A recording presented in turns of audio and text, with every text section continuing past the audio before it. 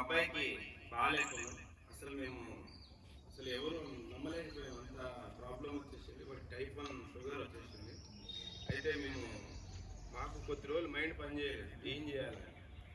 అయితే డాక్టర్ సలహాలు పాటించి అది ఇది వాడికి రెగ్యులర్గా 10 టైమ్స్ ఇంజెక్షన్ చేయాలి. రోజు 10 టైమ్స్ అంటే మా కళ్ళలో నుంచి రోజు బ్లడ్ తీయాలి, వాడికి ఇంజెక్షన్ పొడవాలి అంటే ఎవరి వల్ల కూడా కాదు, అంత చిన్న పిల్లవాడు.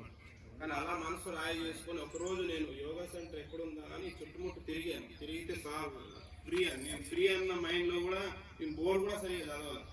చూసి ఫ్రీ అంటే షాక్ అయిపోయి, ఇవాళ ఫ్రీ కూడా ఇస్తున్నారా, ఫ్రీ కూడా పెడుతున్నారా అని ముందుగా వారందరికీ వారి ఇరువురికి వాళ్ళ పాదాలకి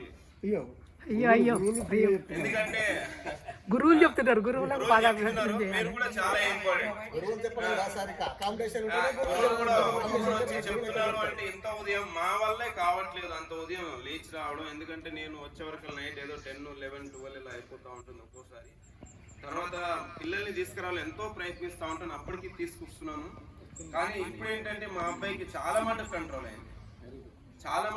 అయింది. డైలీ నైట్ 2 టైమ్స్ కానీ 1 టైం కానీ ఇస్తున్నాం, అది కూడా ఇంజెక్షన్. ఇప్పుడు కూడా అది కూడా ఏంటంటే ఒకటే ఇంజెక్షన్ ఇస్తున్నాం, అది ఒక 7 యూనిట్స్, ఒక 6, 4 ఇలా ఇస్తున్నాం.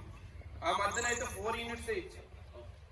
అయితే ఇది ఎంత ఆరోగ్యంగా ఉంటుందంటే నాలో కూడా ఒక ఫీల్ అది ఎలా వచ్చిందంటే యాక్టివ్నెస్. అంటే నేను చాలా యాక్టివ్గా ఉండేవాడిని. నైట్ 2 o'clock 3 o'clock దాకా వర్క్ చేసి మళ్ళీ మార్నింగ్ 9:30కి వెళ్ళి మళ్ళీ నెక్స్ట్ డే ఎప్పుడు వచ్చేవాడో తెలియదు.